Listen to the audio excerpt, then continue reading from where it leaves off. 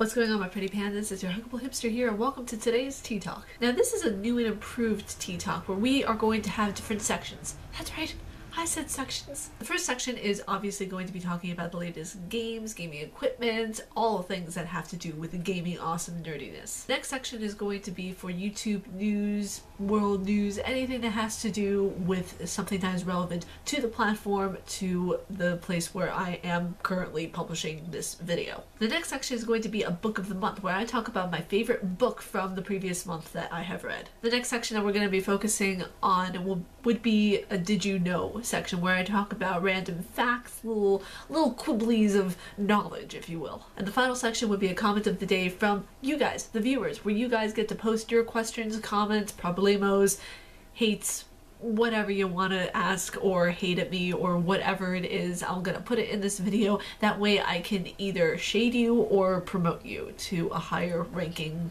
level of awesomeness. I don't know what I'm saying, but you guys get the gist.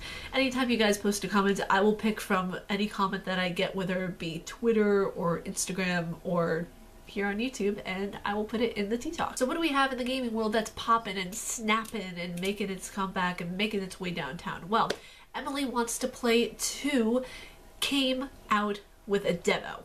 That's right, folks. There's a second game of Emily Wants to Play, and it's buzzing. I think some of the other YouTubers have played it. I know I'm going to be playing it on this channel, but it won't be out until the fourth quarter of this year, which is next month. Keep your eyes, toes, everything peeled, and we're going to check back in and see when it's going to be released. All we know is that it's December, and that I'm scared. I'm hyped, but I'm scared because they brought in some new characters from what I've seen with some of the pictures and other demos that I've seen. Yeah, that's gonna be interesting because you guys know my love of Emily Wants to Play. You guys know how much I absolutely just loved that game so much. That's when you know you got a good horror game, when you don't want to go back and play it because the jump scares were actually scary. Next up, we got some news on Pokemon Sun and Moon. Apparently, some people are saying that it should have been just a DLC instead of an entirely new game. I'll post a link to the article, which I'm referencing currently right now.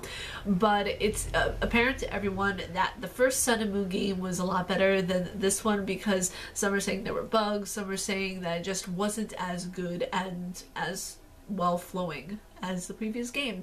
So let me know down in the comments below, have you guys played Pokemon Sun and Moon? Would you recommend that I play it? Do you guys think that it's worth the hype? Do you guys think that this second game, Pokemon Ultra Sun and Moon, is as good or better than the first Pokemon Sun and Moon? So leave your comments down below. I would love to hear from you. And now we go on to some YouTube news. Now this is a piece of YouTube news that I've been hearing quite a lot in different ways, written in different formats, but it's basically the same thing where multiple platforms, multiple channels. I know Matthias is talking about it on his Twitter. Markiplier is talking about the net neutrality thing, which I will talk about in another episode because I need to be more well versed in net neutrality. I know what it is, but I don't know about it to the extent that I want to know about. We're seeing a lot of YouTubers lately taking to other social media platforms such as VidMe and Twitch. Now, VidMe is a website where you can, much like YouTube, promote and publish your videos. The only thing is about VidMe, you can't post gaming content on that website. So for a lot of gamers, that option would just go out the window for them if they ever decided to move to VidMe. But Twitch is a very good platform in which you can stream live and you can basically put anything you want, from singing to cooking to gaming to anything. It's mostly known for its gaming, but you can basically put anything you want on Twitch. But I have my own viewpoint on the whole movement behind everybody, okay, I should say everybody, some YouTubers moving to other platforms to create videos, and some saying that it's actually not too bad on YouTube, that they're actually doing really well. Like, I know certain YouTubers like Matthias, they started posting their vlogs on VidMe, while other YouTubers like Kaylee Kill, yeah, some of her videos are getting demonetized, but she's overall happy with the platform, and she's being a boss lady working on all of her videos to make sure that it gets out to her platform, to you guys, to the viewers who watch her videos. And I think it's really interesting that we're seeing this divide of YouTubers who are saying, oh, the platform is great, I'm doing really well on it, while we see other YouTubers speaking out somewhat against the platform in a way, saying that we have to move to other websites if this doesn't get fixed. Now, what exactly are we talking about that's not getting fixed? Is it the fact that YouTube is demonetizing videos, that AdSense is being pulled from some of them, that certain things aren't going the way they should be? Because a lot of things have changed with YouTube. Ever since Google bought out YouTube, things haven't been the same since. I mean, it was very individualized. And granted, whenever I was younger, I had my own YouTube channel, which I did not do well at all. It was just a hot mess to stress. I'll actually see if I can find the link to my older YouTube channel. I don't think I even have the password for it anymore, but I do remember the name. It was Team Eclipse 100 because I was such an avid Twilight fan. I can't believe I'm even saying this now.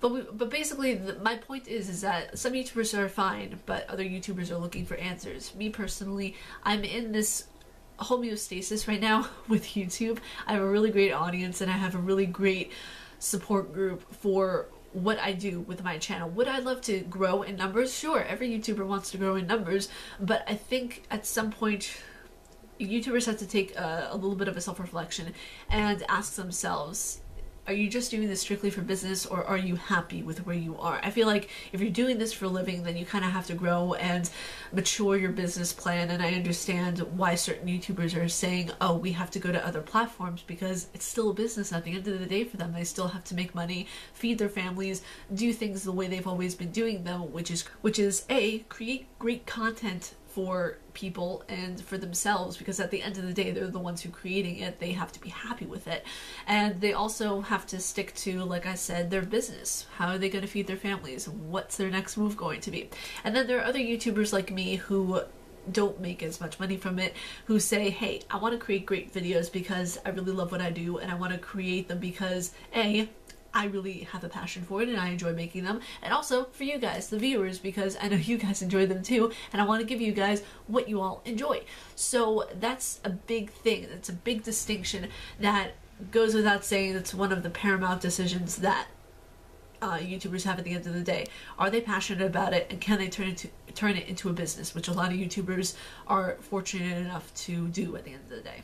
But I could talk about this subject all day and just ramble about it. But let me know what you guys think down in the comments below. Do you think everything is fine with YouTube and we have nothing to worry about? Or do you think this is like a YouTube Armageddon and we need to like abort ship and create a Noah's Ark where we get all the YouTubers 2 by 2 on board? Now for our next topic of the day, what is the book of the month? My book of the month for the past month is Pet Sematary. I reread this book.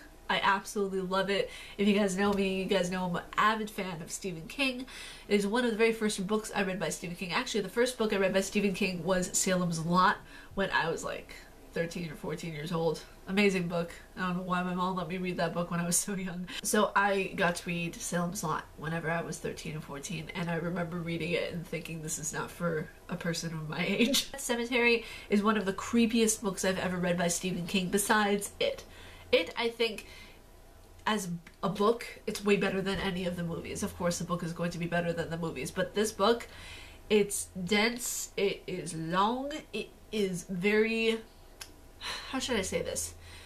It gets you into it. It gets you sucked into the horror atmosphere that is the world of Stephen King. So if I would recommend anything, read Pet Sematary and then read some of his other books, because with Pet Sematary you really get into the vibe of how Stephen King was in the earlier days as an author. So what is the time for today, ladies and gentlemen and robots and chickens? Well, it is time for Did You Know? So did you know that there was a boss character called Bin Bag? That's right, ladies and gents, Bin Bag. It was removed from Rockstar's Manhunt early in its development. And this character was basically a psychopath wrapped in a refuse bag. That's right, a psychopath wrapped in a black garbage bag. I wonder why they got rid of that character. I mean, Rockstar, Manhunt, that's a good idea for a character. I mean, look at me, I'm a dangerous villain, but I'm also a garbage bag. I can make you smelly with just one punch. I mean, it's one of the silliest ideas I think I've ever heard, because I was looking for random facts online to share with you guys today, and this had to be the funniest random gaming fact I have ever heard. A villain as a refuse bag. That just takes the cake right there. I'm so happy I found that. Time for comment of the day. No, Okay. Today's comment of the day comes from a Jordan Matthews. Thank you so much, Jordan, for sending in your comment. And it says, is your favorite thing about Thanksgiving? And 2, what is the best thing someone has ever given you? Wink, wink, cough, cough, LOL, lolzor, LOL, XD. I'm just joking, he only said LOL. To say my favorite thing about Thanksgiving is number 1, the stuffing, because that's my favorite food item from the Thanksgiving list. Like having the stuffing and the cranberries and the peas and mushrooms, like all of that. I know it's more than one item, but it's so good. Like, I'm not a big fan of turkey. I love turkey, but I like the dark meat of the turkey way better. It's tastier for me than the white meat, because the white meat to me is very dry and it's very like bland in a way, but the dark meat has a lot of flavor. So I really absolutely love that, but my favorite things for Thanksgiving are obviously those portions of food that I mentioned, and getting together with my family. I mean, I have a small family. It's just me, my mom, and my dad. So whenever we get together, we'll listen to Irish music, we'll listen to, you know, K-pop. I got my parents interested in K-pop and J-pop, by the way. You're welcome, okay? I'm not even joking you.